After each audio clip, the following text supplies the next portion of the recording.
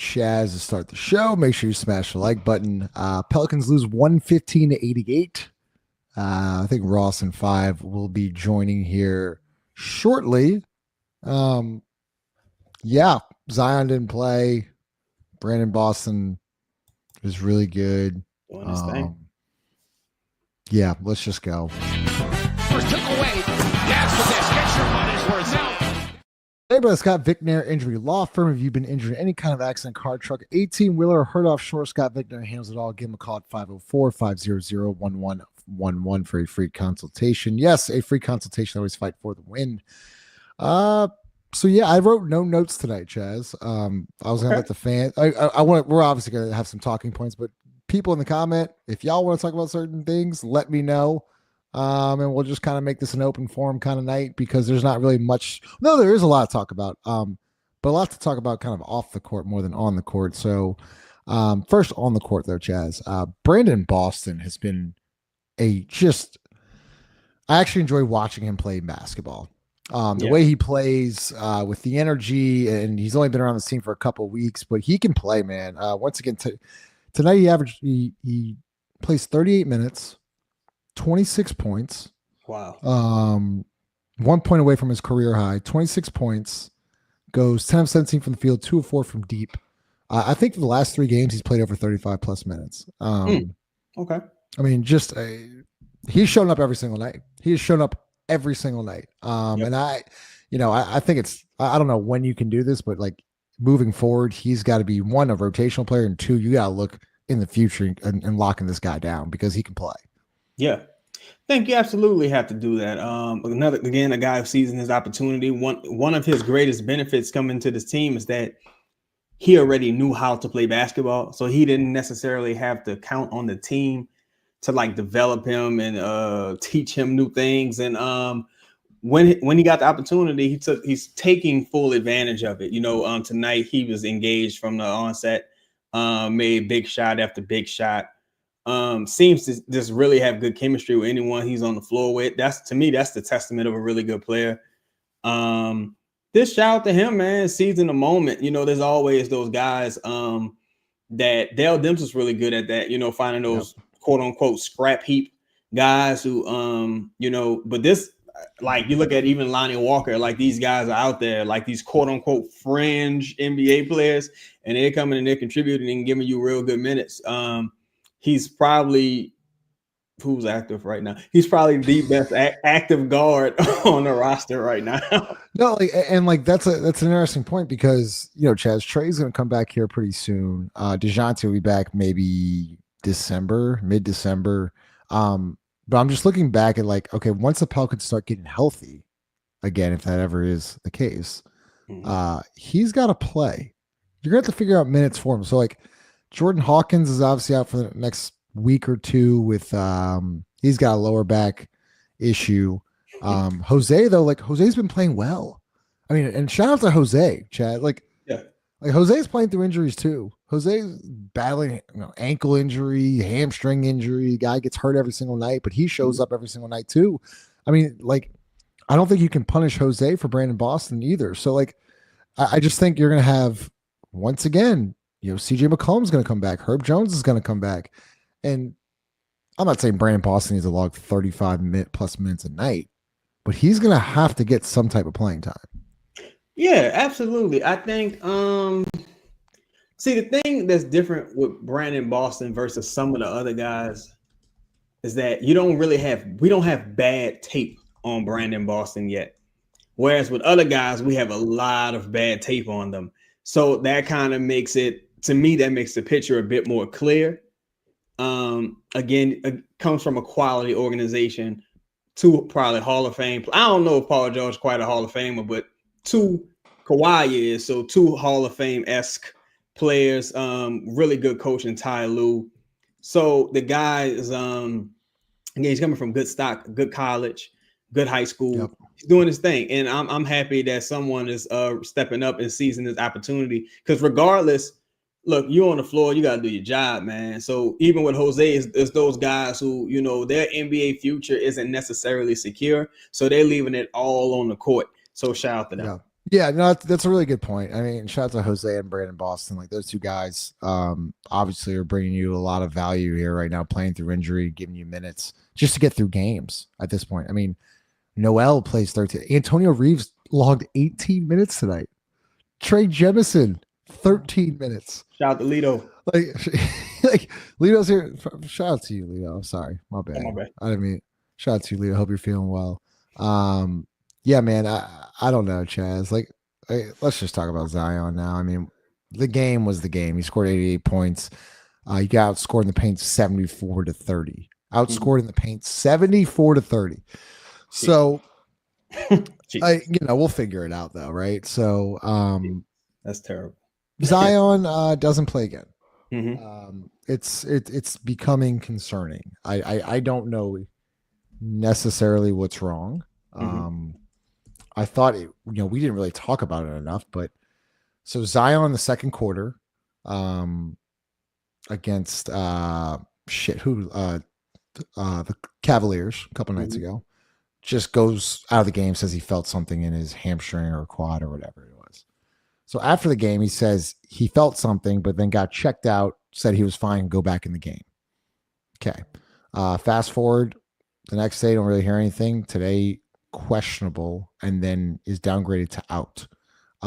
Do you think there's a lingering issue here? Is it a mental thing, Chaz? Is it a physical thing? Is it both? Because to me, I don't think we're talking enough about what happened against Cleveland. Like how he just checked himself out of the game. Look, and if he felt something, fine, but goes back, gets checked out, everything's fine, and comes back in. And look, I'm sure he does have a little PTSD of the injury, like everyone does, right? Mm-hmm. You are a little scared when there's a little minor thing there, here and there, to where it could trigger something. And I'm now a little worried about mentally, is he going to be okay? And that kind of scares me a little bit because, I thought I was actually encouraged that he finished the second half against the Cavs. And as you said, Chaz, like you rarely see that, especially with Zion. What's up, Five? You rarely see that when a player takes himself out the game, goes straight to the locker room. He's usually done. Well, he comes back, finishes the game. I'm thinking he's okay. Fast forward to tonight, he's out. What do you? It's hard to talk about an injury, but like at this point, I think we do have to talk about it. Do you think it's more mental, more physical, or both? I think it's very difficult to give either side the benefit of the doubt. Admittedly, both sides being Zion and the Pelicans medical staff totally, just because of the history as recent as Herb Jones's initial prognosis, the day-to-day prognosis, which I also think kind of flies below the radar. I at this point, I really think you look for patterns, right? And you ask yourself, and from the knowledge I have, and I think we all have, Zion was always known to be a dude that if he could play, he would play. He just never took his rehab serious in the event of injuries. Mm-hmm. But if it's like a little nick or a little bruise there, what have you, he'll play. Now, you add that to if you believe a person does have some mental health issues to coincide with high injury probabilities from past seasons, I think one of the reasons you may see him return is because during a game is because you're surrounded by people. Whereas when you go off and disappear somewhere, you're alone with your thoughts, or you're alone with whatever's going on with you. And he doesn't do himself any favors, because if you put in the work, you would have confidence to know I can trust if I can't trust nothing else, I can trust my body and I can trust myself because I put in the work. Right. And you wouldn't be as reliant upon a staff that you may or may not trust. But I don't think either party has really earned the benefit of the doubt at this point. I think with the Zion thing, look, you got to take it at face value until you know something different. And I really think we've been down this road before. I don't think enough was made about him calling. I don't even know how old Teresa Witherspoon is, but saying I need you, big sis. Now he may be. Oh, shout out to Grub. We're gonna live a long time. We didn't talk about that too. Yeah, like, it's something. It's something interesting there. Something interesting there. Like it was a weird Chaz. Like it was interesting to see. And welcome to the show, Jared. Because Jared, I want to hear your thoughts about the Zion Williamson stuff. We did talk about Brandon Boston, Jared, but you've already said what you need to say about Brandon Boston. The kid can hoop. He needs to be under contract, whatever it may be. The thing though with the Zion Teaspoon thing was not talked about at all either. Like we're not forget. Like Teaspoon was fired a couple years ago, or from the franchise, and got the head coaching job there at the Chicago Sky. And then all of a sudden, she gets fired the next year, or 1 year she gets fired in the offseason. And then I thought it was very interesting, Jarrett, that Zion, I guess, reached out to Teaspoon and invited her to the game.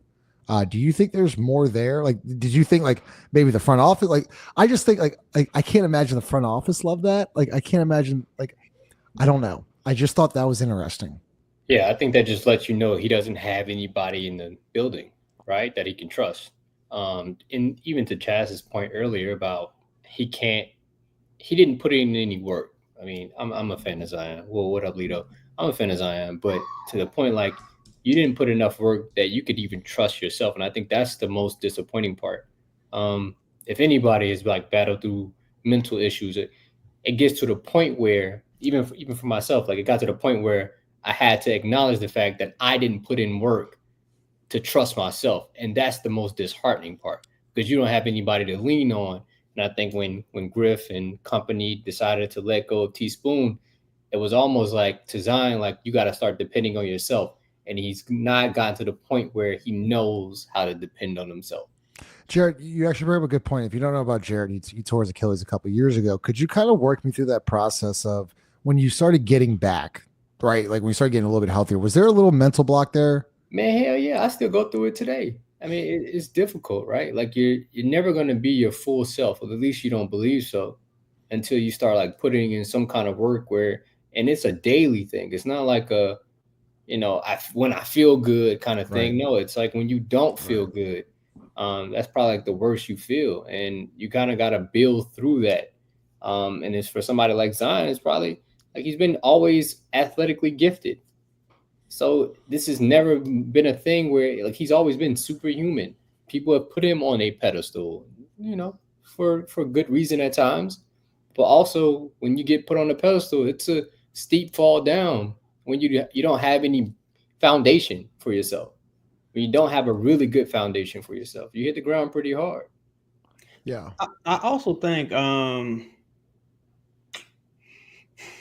the lack of transparency, and some of that is on Zion and his team, controlling the narrative, but the lack of transparency makes it difficult to trust everyone. Like if you just come out and say, look, he tore his hamstring 1 year, it wasn't a thing that he was really going to come back from.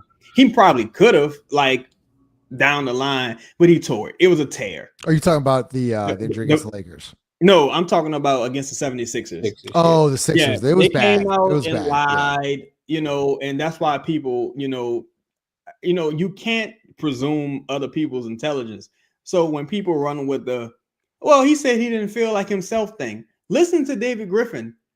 He never even got to the point where he was supposed to feel like himself. He fucked up the rehab. He fired his trainer, Jasper Bibbs at the time. He never got to the point where he was even close to playing. It was a real hamstring tear. Then with the Lakers, they say it wasn't a tear. Maybe it is. It's like no one really knows exactly what's going on. And that's the most frustrating part. Because it's like, damn, you can't give anyone a benefit of the doubt. Right. My bad. To Chad's point, like I think he was about to say something earlier. Like this franchise has a history of not telling the truth. Yeah. They like to present it as they're protecting the player. Well, all right, when you do that, right, you give yourself, like, you're lying for the player in your eyes. But you've lied so much, we don't believe you not with any player now. Right. Look at the Herb Jones thing. Yep. Where you said you came out, possibly said it was like a day-to-day thing, and then it's not it's a serious injury. It's a serious injury. So what makes you what makes you say that? Like, who told you to say or put out that it was like a dated? Like, that's mind blowing, bro. Like CJ was playing. We kind of looked past it because he continued to play. Talk about his thumb. The lung. The lung. lung. Like Oh, CJ yeah. was playing with the lung last season. It is like y'all missed all of these prognoses. Like even with Jordan Hawkins, I'm sure he wanted to play, but he's playing with a fucked up back. Now he's going to miss 2 weeks. Maybe if he misses a game or two with the back earlier when it first happens, he's not missing several weeks.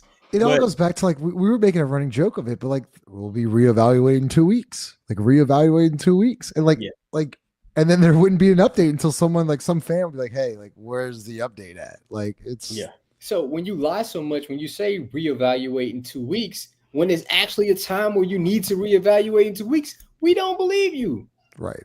You've ran out of your 2 weeks. I mean, this is still one of the crazier things of doctor's orders. I mean, bro, that is still we've insane. seen this like again. We've seen it for years now, bro. We saw it with the concussion, right? 5 games in, what was it, season before last? Then you saw it with the turf toe, but it's not turf toe, but it is turf toe. But he's warming up, but he can't play. Now he's missing 2 months, but we still don't know what the injury is. Like, no one can get any clarity on it. It's just I really think all of these issues start at the top, and I feel like those 2 guys have set terrible precedents for this organization. Those 2 guys being Zion and Brandon, to where at this point, look, Aaron Nelson's gone. Your scapegoat is gone. Yeah. So I was just talking about with some friends the other night about, we want to talk about Aaron Nelson, things like that. Like, well, you wanted to make this change. Well, you're still having the same problem. So eventually your fall guy is now out, right? Like, fall guy's gone. Yeah. Hey, so now what? Chaz, just a little pushback. I don't think it's just Zion and Brandon. You have to add Griffin there. Oh, yeah, of course. Yeah, of course. You know what I'm saying? They're the like triumvirate of this whole thing, right? You set precedents by just allowing them to run amok. And then a guy like CJ, like they're almost tuning him out. Remember, CJ was supposed to come in and shout out to Joe B. Like he was supposed to come in and show Zion or help Zion be a better communicator or a better leader, right? This was the idea behind it. It's almost as if like, all right, well, CJ just like, all right, bro, they not listening to me. Because Jared, when you try so hard and you still don't get the results you want, like what are you supposed to do? Like CJ has tried. Like there's no ifs, ands, or buts about that. But when you continuously go down the same path and you continuously make the wrong decisions and you continuously don't take care of your body and do the pregame treatment, the postgame treatment, showing up early to practice, staying out late after practice, like all the things that we're hearing right now, like you'd give up too, Jared, because at that point, like I can't help him. I've done everything I can. It was kind of like, it's just like, it's to a point now where like CJ, you're probably right. CJ's like, all right, man. Well, like, I'm also going to say this about CJ. Now I like CJ a lot, but even CJ himself had an off season where he comes in overweight. You know what I'm saying? I really think as long as the same people are in this building, you're going to have the same issues with whoever you bring into the building. Because there's zero accountability. We've been talking about on the show for years. Appreciate you, Sam. Thank you, Sam. As well. Appreciate all the new members, guys. Yeah, if you are a new member, make sure you email me or DM me. You can DM me at PropelSock or at justin@bukumedia.com. We'll send y'all a gift package with some shirts and stuff like that. So appreciate all of our members. It's like, bro, at this point, you're 3 coaches in, you're 2 training staffs in, more or less 2 training staffs in. You're Garrett Temple vocal leader, CJ vocal leader, Larry Nance vocal leader.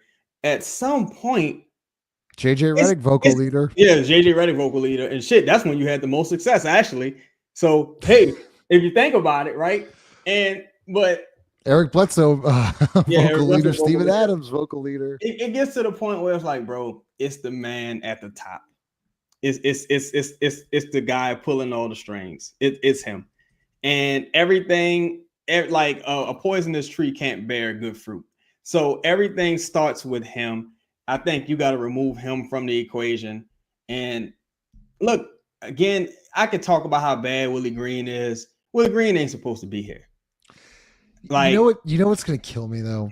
And like we were the only podcast last year. And we took a lot of flack about 49 wins and we're negative this that, but we didn't like the process. Okay, it was all about the process. I love Nick Saban. It's all about the process. And even Kobe says it. Like it's all about the process. We hated the process. Well, now what I'm worried about is it's the same process, but they now they still have an excuse of, well, shit, man. Like, what do you expect? Herb's out and CJ's out. We're missing 99 points and this and that.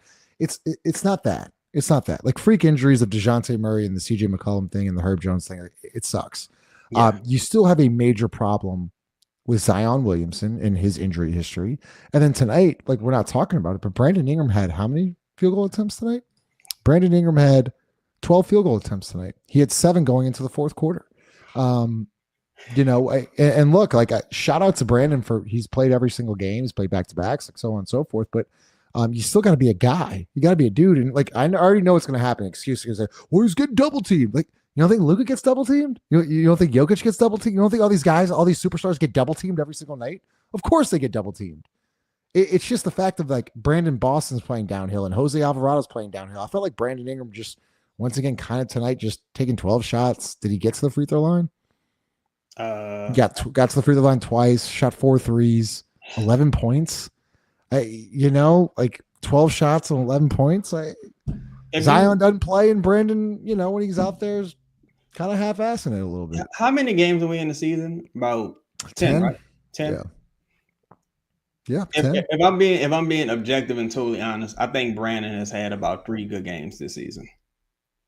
I give him credit for playing, of course, but it's is like that's how low the bar is. That's how low the bar is, and it's like I do, but I don't because it's like.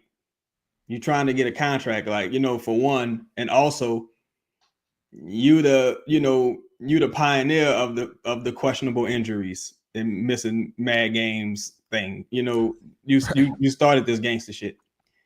So, like, look, to me, the biggest problem going into the season was that nothing had changed, and there was no reason for enthusiasm from the team. I felt like. Now, I don't totally blame Brandon for quitting on Willie Green, but the reason I have some conflict with that is because, bro, you hired Willie Green. Like, Willie Green is your coach. You might as well have personally hired him. But, I think at this point, Willie Green, they've kind of shut down on him. The guys who getting paid big money shutting down on him. That's my thing. Brandon Boston and Jose are gonna like bust their ass no matter what. It's just Jose's MO. But like the other guys, like I don't really know. Ross, welcome to the show. Jason, this is a good point. A real superstar carries a team on its back and makes role players better. Why are we paying these guys like they carry the franchise? It's been 6 years. Like we really need to like put this in perspective. It's been 6 years of David Griffin. They have won 2 playoff games. They've won 3 play-in games, have not won a playoff series, and Zion Williamson has played in 0 playoff games. How many play-in games you said they won? They won 3. So they beat San Antonio Clippers, then lost to the Thunder. Then they lost last year to the Lakers and beat the Kings. So it's 3-2. Is that right?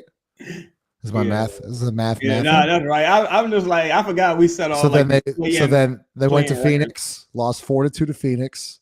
They didn't make the playoffs. Then got swept against OKC, and then they never made the playoffs with They never played. They didn't make the playoffs with Gentry or the bubble. Stan Van Gundy didn't make the playoffs. No. Willie Green's first year. Stan Van Gundy had COVID to deal with though, his defense. But yeah, and Eric Bledsoe. Hey, authentic do like I don't even know when we don't know when half the contracts are up because they don't make that public either. So it's another thing this franchise. It's good. What's up, Ross? Nothing. We stink. Did you expect to win this game? No, no. When I say we stink, I just mean like as a franchise, like as a respectable franchise. They're just not that. Whatever. Who cares? I'm at a who cares point. And it's, 10 games in or something? Yeah, 10 games in. This season's a disaster. This is an unmitigated disaster right now. What's our record right now? We won 3-7. So they're 14th. They're 14th in the Western Conference. Now, if you would have told me we'd be 10 games in with a chance to control our own destiny, I'd probably take those odds every time. Nah, this shit is terrible. This is terrible. Yeah, make sure you smash. What do y'all think where we sit today? 20 games in. What's your record projection? Knowing that we got this many people out. So the only person, so Trey Murphy will come back and Zion will be back, but I don't know if CJ and maybe Hawkins. 20 games in. That November schedule was brutal. Go ahead, Jared. You know what's funny? Chaz and I, we talked about this during the summer. It was like they gotta suck at the beginning, right? Like you say it because you just want things to change. But then when you're in it, it's like, fuck, they really do suck. The things that we like you were hoping that they almost proved us wrong at some point. Deep down, you're like, they're not gonna be this bad, are they? Right. And even without the injuries, I didn't think they were gonna be good. But they have no baseline. They have no bottom line. The bottom is the bottom for them. This is where they're comfortable at. 20 games in, Ross, man, I hope they're 6-14. I hope. I literally 6-4. Okay. You say 6 wins. So that means they gotta get 3. Okay. So Jarrett, 20 games in would be. I said I hope. No. I know. I'm just listen. We're all on hope. I get it. You get Brooklyn at home on Monday. You fuck around and lose that game. Yo, Brooklyn's way better than the trust me. Pelicans. Here we go. By the way, tickets are $2. You go at home against Brooklyn, then you're on the road against OKC. It's such a disrespectful number. That was really great, Justin. That was really great. $2. So at OKC, then you have a back-to-back against the Nuggets and the Lakers, and then you have a back-to-back in Dallas, in Cleveland. Then you come back home, you get Golden State. Then you got to go back on the road to Indiana, and then you get Toronto, and then you go on a 3-game stretch at Memphis, at New York, at Atlanta. Listen. A wise philosopher once said, "How you like me now? Gold teeth when I smile, trying to take me out the ghetto, but I'm still buck wild." Man, it's the tank season. Pull the tank out. It's over. It's over. Bump this. There's no need to keep this going. There's no need to rush Trey Murphy back. If I'm even Trey, I better be 120%. To who? Yeah, it's also going to take, Trey hasn't played at all. Look. See, man, it's funny. Speaking of Treys, I watched Trae Young play, and I watched Carl Anthony Towns play, and I've been advocating for DeJounte Murray the whole time, all these years being Justin, and it's the Pelicans is always a step behind. This was not the offseason. You go trade for DeJounte Murray. Shout out to him. But it's the first game. The first game, bro. It's I don't know if y'all remember, when AD was trying to play in the Western Conference Finals and he had that injury. He's like, I'm going to try to play, though. I'm going to try to play. And the first 3 minutes, it was apparent that it was nah, this is over. And the rest of the team, it was just over.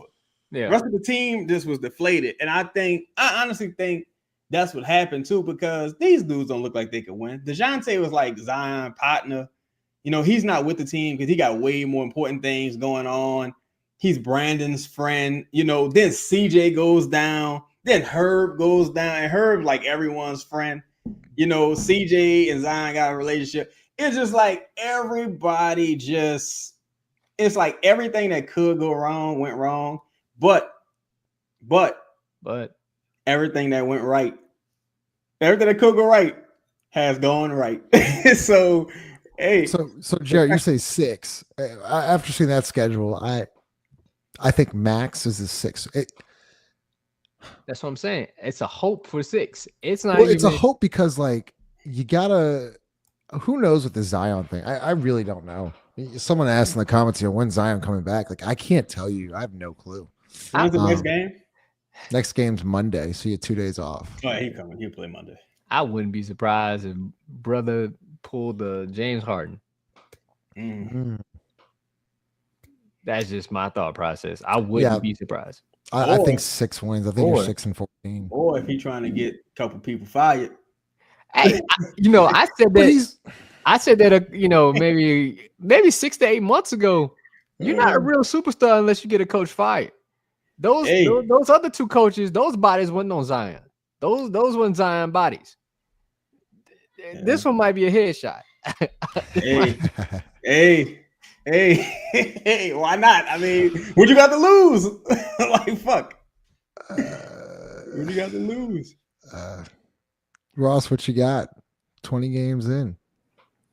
I don't see how they're going to be better than 5-15. And if you're 5-15, guys, we talked about this in the offseason. Go ahead and take an axe. Go ahead and take an axe to it. Because at 5-15, you cooked. That's it. That's a wrap. I mean, you're not giving up on the season 20 games in. You just know that's not going to happen. But that's the point where you make a drastic change to see if you can try to revigorate the team. Yes. Like, that's the point where you like, look, now it's time to throw everything at the wall. We got a new coach here.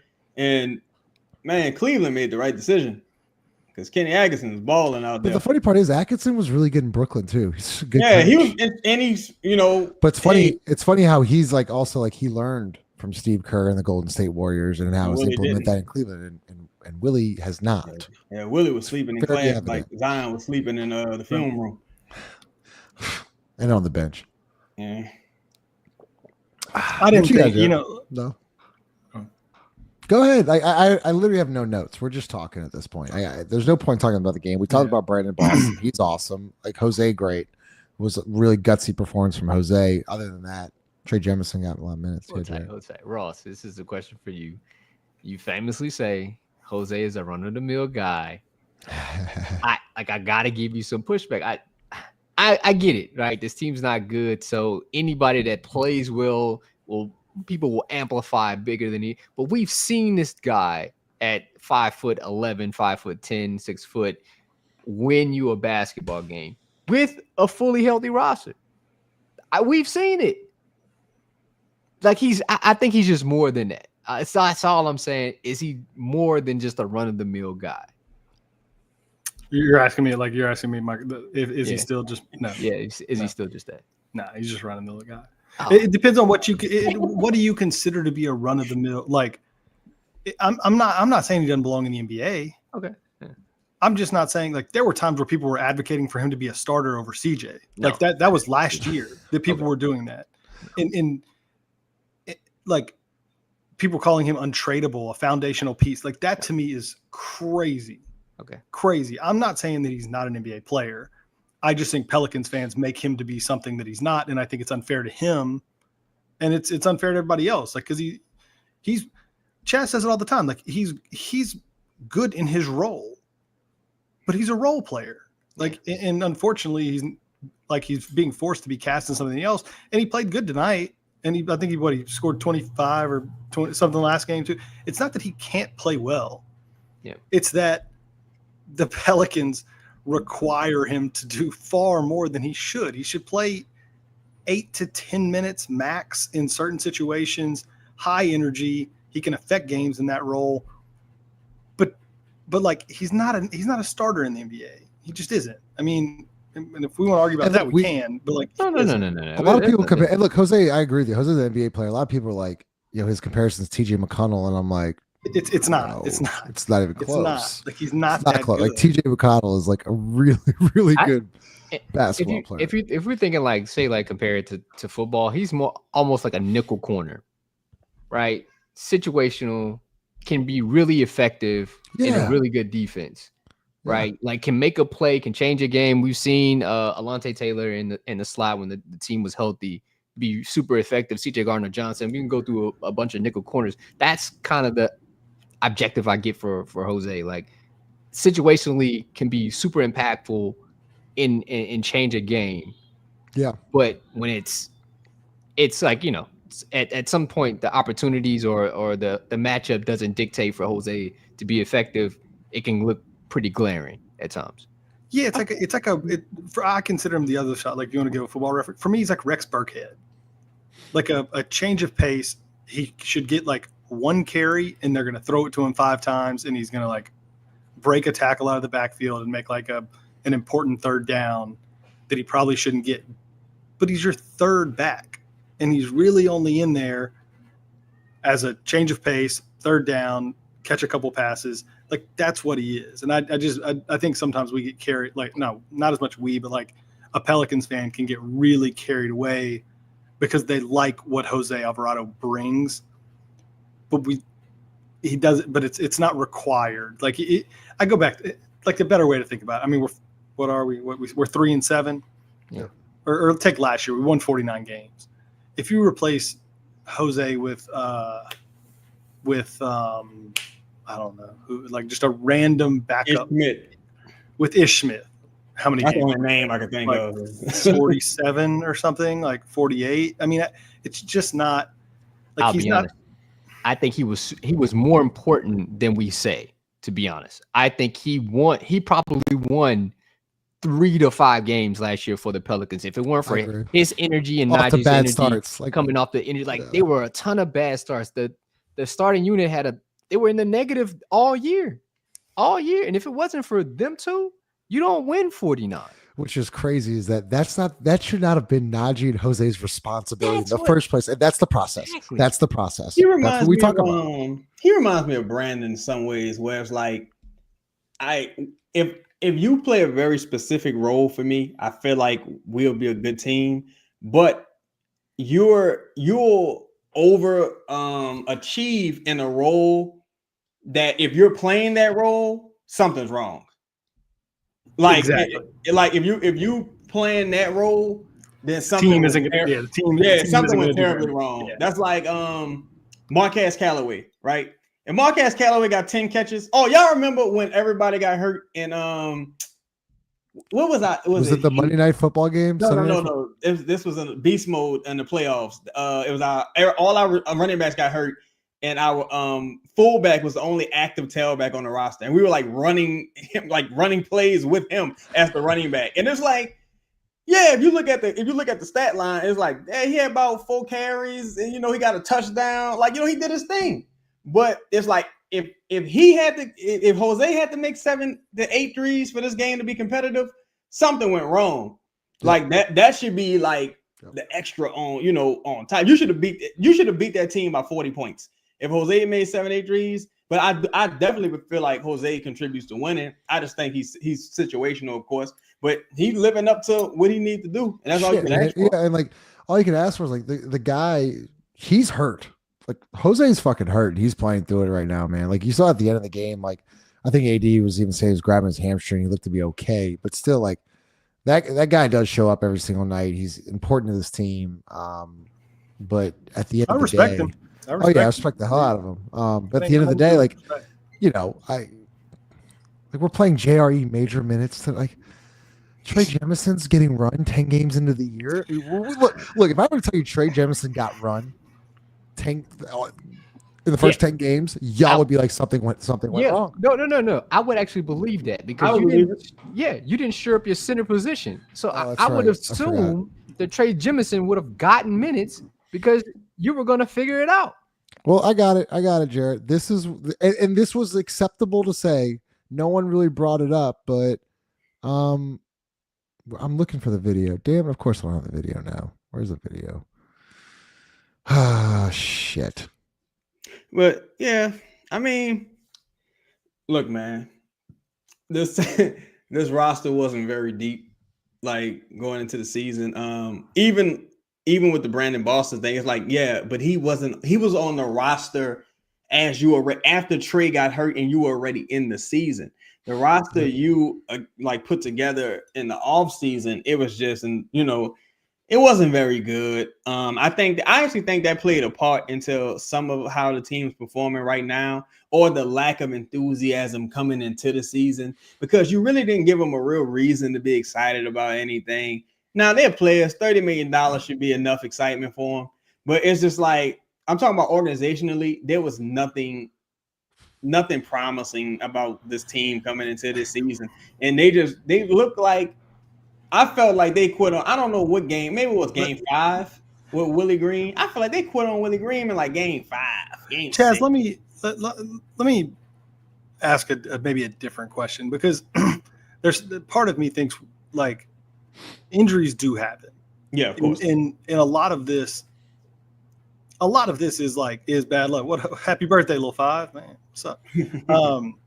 What's up? It's injuries happen, right? Like Murray's injury's a fluke. CJ's been mostly healthy. Herb, I feel like rarely, doesn't miss a ton of games. So like we can chalk some of that up to luck, I think. But I guess my question is, how much of those injuries do you maybe put on just a pathetically weak and unorganized training camp? I put a lot of it on that, like especially soft tissue injuries. Like you're talking about going from maybe 6 weeks to like I looked up and training camp was over.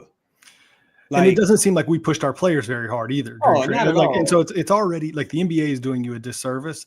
And I think the Pelicans just kind of, training camp, whatever. I mean, clearly with the way we use players in the games. I think this entire organization is soft, though. I think they breed soft players. I really do think it's soft. Pause. I think they breed soft players. Pause. And I think you got too many people with job functions who don't really do anything. Literally don't do anything. They see how it's like. I hate to use this analogy, but it's like, how some people say the inmates are running the building or the people are running the asylum. It's like, okay, if you're in like a minimum security prison, right? It's minimum security. You fucking leaving whenever you want to leave. All the guards asleep. It's like you can get the warden fired when you want to get the warden fired. You like, I'll be back when I come back, and that's just how this roster treats the organization, because that's the situation that was laid for them. Like how the roster inherited a shitty situation, and the organization inherited unprofessional players, and it's just bearing terrible fruit. I really can't believe there's 250 people in the room. Appreciate y'all. About 42 minutes in, so make sure you smash the like button. If you have any questions or comments for the panel, we've started a couple. I don't really have much else to say, but we'll get to super chats right now. Shane, appreciate your support. Section interesting. Do we know why Z got rid of Jasper Bibbs? That's a good question. It's funny because on one end, it's like he came into the season probably the best we've ever seen him, like appearance-wise. Yeah. But he got hurt early. Then the next time he came in the season looking like shit, and he played 70 games. So it's like there probably is a balance there that they disagreed on. Hey, Ross, Justin, y'all watch a ton of baseball. Maybe Chaz, you do too. But I think it was Pedro and maybe David Ortiz, were talking about like guys. There's a lot of guys that pull things now. Oh man, is Ozzie something that used to be the manager of the Chicago White Sox? Ozzie Guillen. He was talking about how when he was playing or around that time, guys that had a little bit of weight on them didn't pull as much. They didn't pull muscles. Like you can't pull fat. Like I can play every day because I got muscles. Yeah, so I was like, that makes a lot of sense in the grand scheme of it. Like if he was super lean, muscles could get pulled really easily. Pause. Like I think that may have some truth to it, but again, for Zion, it may need some more of a balance. To Chaz's point. Shaq in his book, let's check out Shaq's book. It's a good one. He wrote it some years ago. He was saying how when he was in Miami, he felt like that took years off his career because Pat Riley had a crazy training regimen. You talking about the body fat thing? Yeah, the body fat thing, right? And he was like, well, when I was overweight or when I was Lakers Shaq, I could take more abuse in the post, and I just didn't get as many like weird injuries. He was like, when I came to Miami, I didn't feel like normal again until I was in Phoenix. And by then I'm 2-3 years older. Because you know, Phoenix and ironically, Aaron Nelson gets the reputation of rebuilding Shaq. That's pretty much how, in Grant Hill, that's pretty much how Aaron Nelson got his reputation. Steve Nash as well. Like he was, Yep. said to add years to all of their careers. That sort of thing. Then all of a sudden doesn't work down here. Like, all right. Hey, Aaron Nelson had professionals there. Yeah. Jarrett, why was Brandon Boston the best Brandon on the court? Shout out to Shane. Man, Shane, I don't know why Chad's cousin was the best player on the court tonight, but it just seems like every time a young man plays, he does something different. And I'm like, all right, this is translatable or this is repeatable. We can see this being used. I just thought the idea of him being in a pick and roll situation, him being super aggressive, taking shots, the necessary shots, not passing up shots, trying to get to his spots on the court, but also being able to take the 3-point. Like, it just seemed like a guy that just makes sense on the basketball floor. So, yeah, man, shout out to Chad's cousin, bro. He was hooping. Yo, let me ask y'all a question. Do y'all think, where we currently stand today, Brandon has hurt or helped his trade stock? Ingram, I mean, Helped. Helped. I mean, everybody. Not like tremendous. I mean, like he's shooting more threes. Okay. That's what he's like. That's what he's doing. I mean, I don't, like. Yeah, I don't think it could have gotten much worse. Chad. Yeah, I was gonna say. I mean, he definitely helped it from. Well, yeah, from that's what I'm asking. When he's playing. Yeah, I just don't know if it could have gotten worse. Let him try. Let him do it. Appreciate it, Ross, there's no culture. Keep telling people I live in Miami. Heat culture is real. Shit Pelicans players get away with. Pat Riley would shut that down so quick. Ain't no way. Yeah, that's why you need a fan. We can't. I don't. I don't disagree with that. Comparing Pat Riley to David Griffin.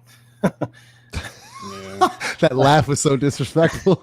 I mean, look, one of these guys is an all-time great. The other's a chump, a liar. Oh, phony. Like, bro, people phony. Just, add that to the isms. Phony. People just make me sick, dog. Like, Stan Van Gundy came from the Pat Riley school of get these motherfuckers in line. He turned Dwight Howard into the best big man in the game at that time. He went to the finals. He coached a spread offense with Rashad Lewis and Turkoglu and all these guys. Jameer Nelson. He's had Jameer Nelson in Michael the finals. Petrus. Rayford Austin. Shout out Rayford. Come on, bro. How did we fuck this up like that, bro? Oh my god. A lot of people didn't like him in the building. Fuck them. I don't like them. That's fair. What in all seriousness, what do you do? I don't. What do you do? Because I don't think this team. Well, I think even if they just like you would think you're 3-10 and you're gonna be in the 3-7. 3-7. In the best case scenario, you're 7-13 or something. That's the best case scenario. This season is pretty much cooked. That's crazy to say. You can't say that. But if you're gonna trade Brandon, you got it. Who says we're gonna trade Brandon? Seriously. Well, so what are you gonna play the season out? You're gonna play the season out. With the way David Griffin has handled this, yes. What do you do? I mean, you can't just play the season. Yes. Season's there over was no already. other option to trade him. We had to trade him this offseason. There was no ifs, ands, or buts. And this motherfucker didn't trade him and brought him back in on a contract with a 1-year deal. That's it. And his trade stock was at its lowest it's ever been at. That's what happened. I think there's still a couple of teams that are Who, Chaz? Who? I think you still got the Miamis. I think it was about what David Griffin wanted, right? And during the season, you never get as much as you get in the offseason. You always take pennies on the dollar. I think at this point, you're just trying to get as much draft capital as possible. If I was the Pelicans, I'm calling the Nets, and I'm like, look, I don't really care who you give me back. Just give me full control of the Bucks pick this year. I just need full control of that pick because I'll have 2 lottery picks and I can move that, attach that to Zion, to CJ, however it go. And hey, or you can go get you a superstar this year or try and go see what happens. Also, I just want to bring this up. We were talking about Brandon being traded. There's a lot of communication on Twitter or the internet, and people were saying, "Oh, Pelicans reporters or whoever podcasters are saying we were supposed to trade Brandon all summer." Yes, you were. Yes, you were. That's not saying like we didn't like Brandon. That was just saying you needed to do something because your current configuration, right? Brandon wants $200 some odd million.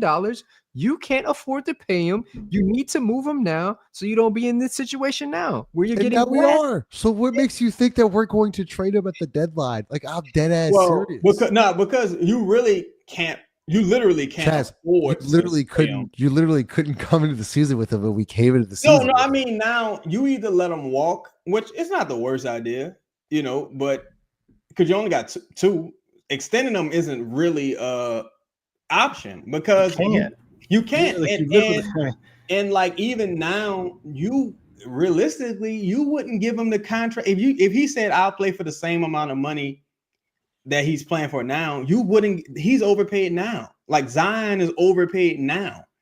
Yeah. Like when they play how they played, against Indiana, cool. Like whatever, they work their contracts for that game. But in this season, and you still got CJ on the books. Two of them guys got to go. Would Denver want him?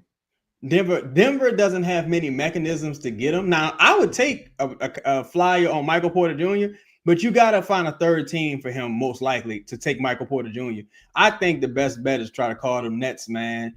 Somebody say Claxton on the bench right now. Go get Claxton. You got your center. He's on a declining contract, and act for that Bucks pick. It's funny. You brought up Michael Porter Jr. Fun fact: his dad played basketball at UNO.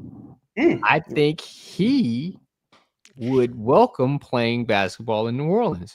That's just my opinion. It's a fresh start. Yeah, he can have essentially, I wouldn't say his own team, but possibly. You never know what's going to happen with Zion. So, yeah. Ebony, 100%. This is the comment.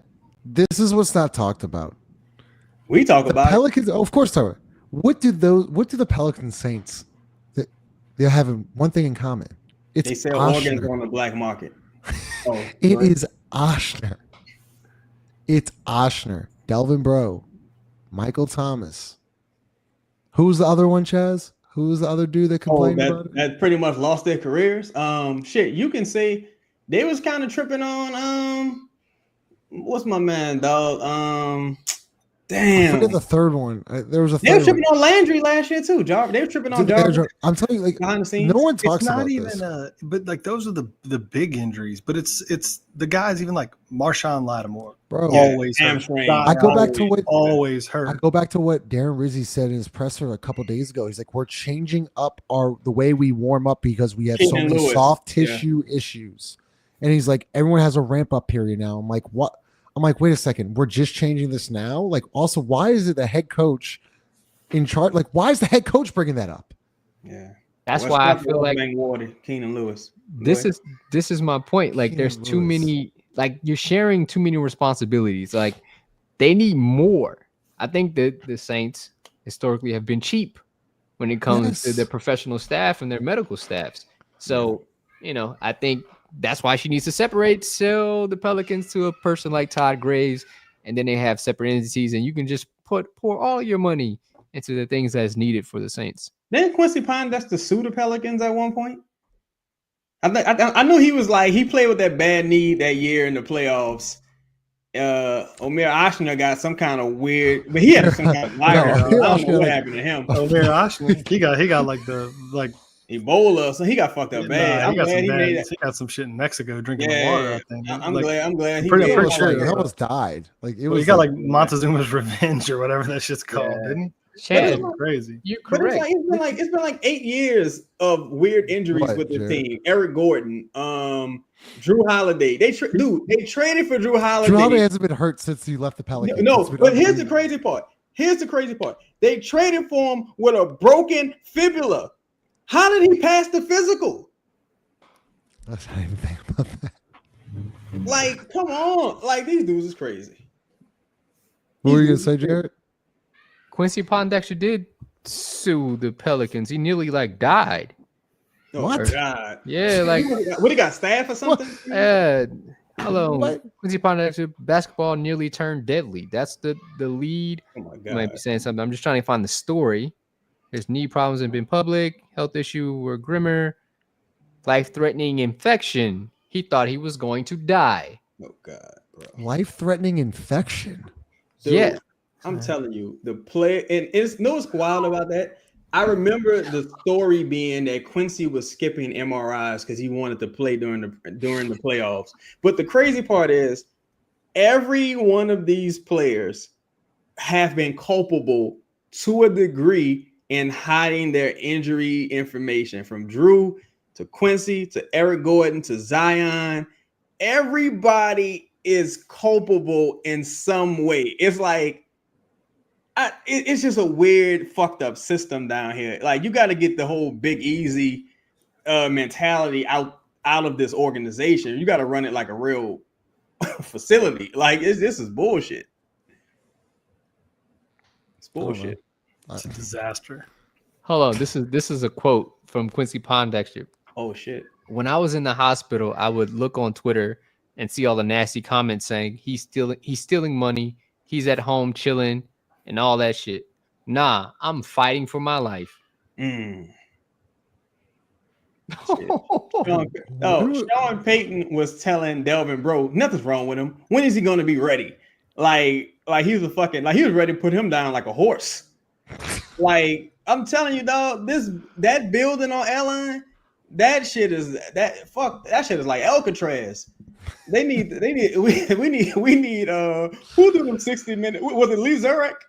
Who used to Lee Zurich. No, Lee Zurich's still doing that. Yeah. No, what's his name? Man, I forgot the dude who used to do them exposés. He used to just show up like, hey, you work for FEMA, huh? The people say they ain't get. What's going on in there? What's going on behind? There's stuff going on in that building. Yeah, what the fuck? Yeah. You have any comment? I mean, I just think like there's a major issue with injuries between the Saints and Pelicans, and we've been doing this now for a long time with the Pelican side. But the Saints' injuries have been racking up at a very alarming pace. And now you add the Pelicans.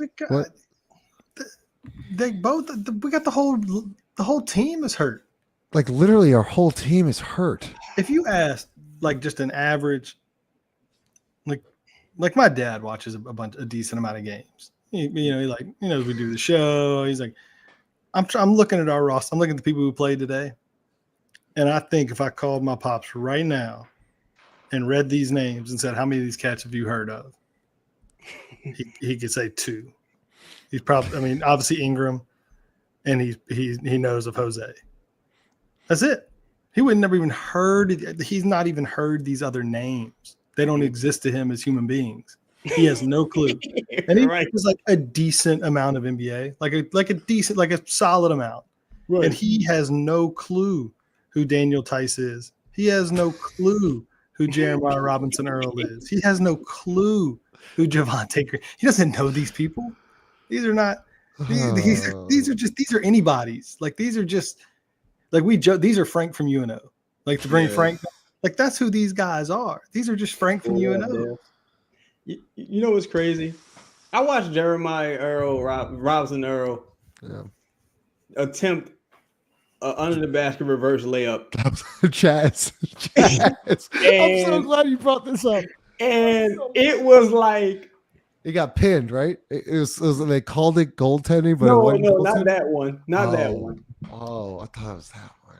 Not that one. It was the first. I hated that one though, Justin. For sure. That was awful. It was the one. I'm gonna find this play. It hit the bottom of the fucking rim. It wasn't even like close. It was like laughably bad.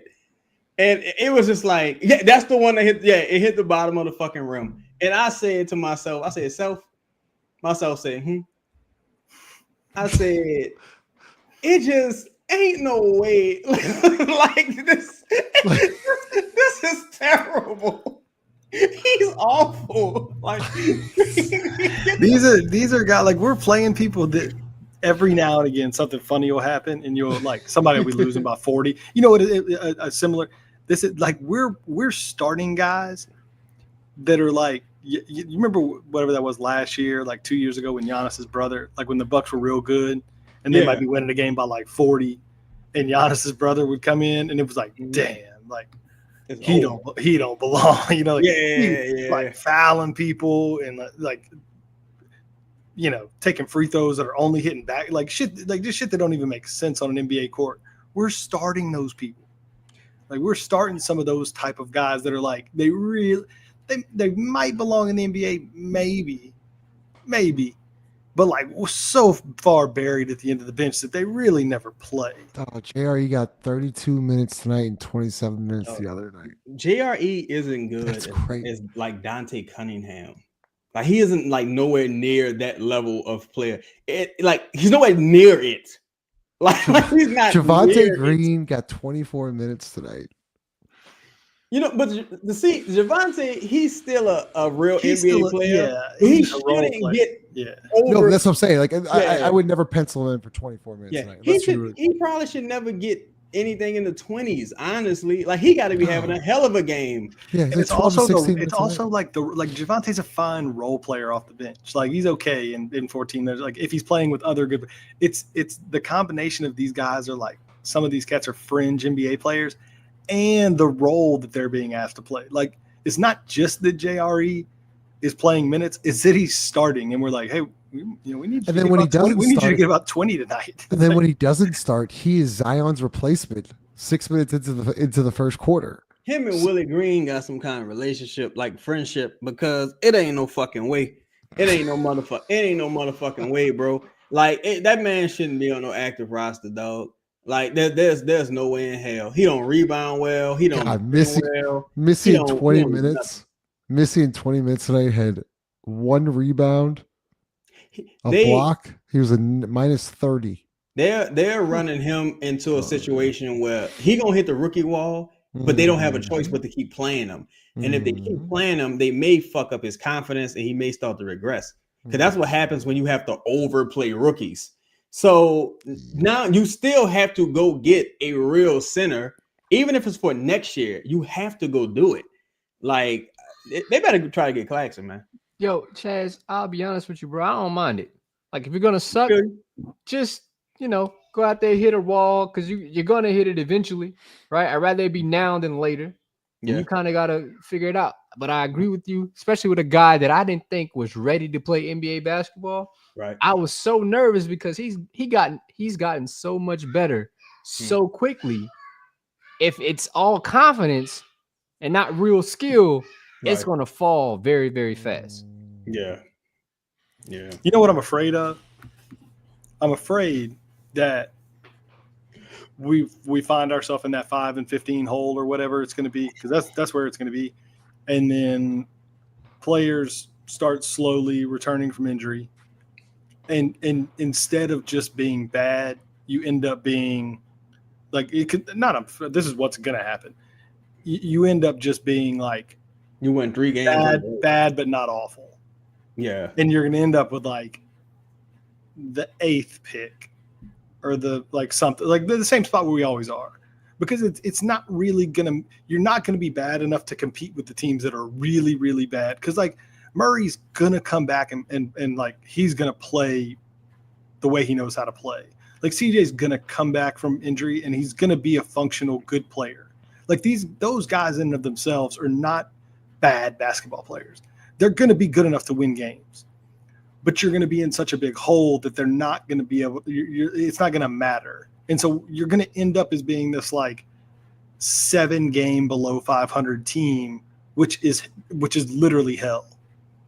I almost wonder if I was a good GM, do I say, CJ, don't prepare to come back and play. Like you need to prepare. You need tell me where you want to go, and I'll try to make it happen for you. DeJounte, you handle your business. Like you got real shit going on. You know, do your thing. Herb, you know, you come back. You know, because I don't think it's going to make a significant difference at this point. Trey, of course, but the CJ specifically and like the vets, the older guys, I'm like, look, all right, who I'm about to trade? Like, where y'all want to go? Like, especially CJ. Tell me where you want to go, so I can see if I can make that happen for you. DeJounte, go about, go do your thing. Trey, I want to get Trey as much run as possible, but to me, they need to fully lean into tanking this year with this draft class and the options you may have with the Bucks. Like, you just got to pull the plug totally. Even if it's Zion, you don't want to play, don't worry about it. I'll try to find you somewhere to go this offseason. Yeah. Let's just. I think that's my problem. That's my only caveat to what you were saying, Chaz, would be I can't. It would be difficult for me as somebody that watches the team a lot to say let's tank to continue to build around Zion. I don't think those two things are no longer like that's no longer the path you can take. If it's a tank situation, it's not a tank situation to build around Zion. It's a tank situation to get as much talent back on the roster as humanly possible. Because I still think Brandon's gone. I don't like it. I don't know what. I think I agree with you for C. I mean, it's not that I want CJ off the roster. Yeah, but I think you're like you got to like it's time to entertain that reality, and we're not building a new team around with Zion as the centerpiece. He can be on the roster, but he ain't the centerpiece anymore. Yeah, he can't be the centerpiece. He like you say, he can be on the roster, second, third best player, but certainly not the centerpiece. Go ahead. No, I was gonna say like to that point. Like Drew, right, got the request to say where he wanted to go. Right. Yeah. CJ would be the only person that got that kind of, opportunity. 100%. Anybody else? Nah, I don't give a fuck. Nah, you gonna send you. Yeah. You don't got that. Yeah, you don't have that luxury. Damn. 10 games that's in. The thing that really annoyed me. We're talking about this before again. Everything's like so late. Because you could already have this information about Zion, right? I think we all kind of knew maybe from last season to now. It's like he can't be the best player on a championship level team. That's why it depends on what your goal is, right? But you could have been making like inroads to go get who you believe that best player is. Like if you believe, I don't know, let's just say, I keep throwing this name out here. Let's say it's Giannis. Right? If you believe that Giannis was the guy, you should have been in asset accumulation mode so you can throw everything you had at going and get a guy like Giannis. Chaz, I think this is an incredible question. I actually really want to hear everyone's thoughts. And Dennis, who are the Pels' positive trade assets? That's a good question. Anybody? So what I don't know that I totally grasp the question. Like who would get a positive value for? Yeah, I almost have CJ as neutral compared to what? Who would you have to pay to get rid of versus someone that you can? We had to pay to get Josh Richardson, like with Devontae Graham in the 4 seconds. I mean, it's a tricky question for me because it like. The response for me would be, what is the goal? Like, because if it's just about getting picks, Trey's a positive. I think we got plenty of people that you can get that you could get picks for. If it's about getting a player better or a higher ceiling player, maybe that hasn't reached that ceiling. I don't know if we got anybody really going to get you that. But if it's about acquiring first round picks, I think we have plenty of players that could do that. In order. I would probably say I think it's still Zion. It's Zion, and it's not even close. Yeah, it's Zion. Come on. It's Zion, Trey, Herb, and then Hawkins. And I don't want to cut Chaz because I probably agree with most of what Chaz lists there. Yeah. You don't if you're watching the show, don't trick yourself into thinking. We all just said no longer build around Zion. He can't be the best player on the team. But there are unquestionably other GMs in the league that are going to say this is not a Zion issue. This is a shitty organization that has done this countless times over and over and over. I'll take my chances on Zion. Because I know that organization doesn't know what the hell they're doing. They always screw it up. I've got a whole list of players that they screwed it up with. I'll take my chances on Zion. There's still plenty of teams that are going to have that feeling. And that's why a major caveat has to be, you can't let David Griffin make these decisions. You gotta get David Griffin them. Think it's realistic. Yeah, but I mean, even if you're like Dennis Lauscher or whoever, the consigliere is for the Gail Benson or the person who's really in charge, you gotta come into the equation and you gotta say, no, this is a Bryson decision. Let Griff you out of here totally. Like, just let the real GM make the decision, and like, because you got to move on from Griff. Like, you totally have to move on from Griff because he's not objective enough at this point. Because now he's fighting for his job, firstly, and secondly, he knows all these players. Like, he has relationships with these people. Like, he's already dropped the ball three or four fucking times. You got to 4 times. Yeah, like just with Zion, he's dropped the ball 3 or 4 times. Yeah, like I'm talking about, dog. Like, get the number 1 pick, drop the ball 3-4 fucking times, like at minimum. And we talking about at minimum. Like, he's been that bad. So you got to keep Griff away from this decision.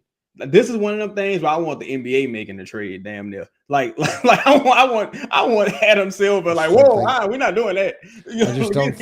I just don't think you can. I don't think they will. Maybe obviously you can, but I don't think they will.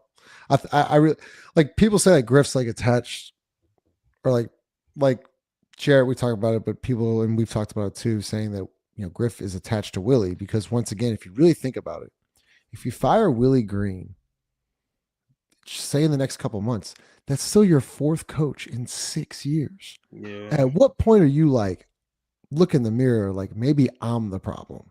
And hence why I even said this maybe a year ago. I believe Griff wants Zion to make that decision. To firing Willie? Yeah. Like, if Zion does it, then hey guys, I'm on the pod. I'm gonna talk to y'all in a second.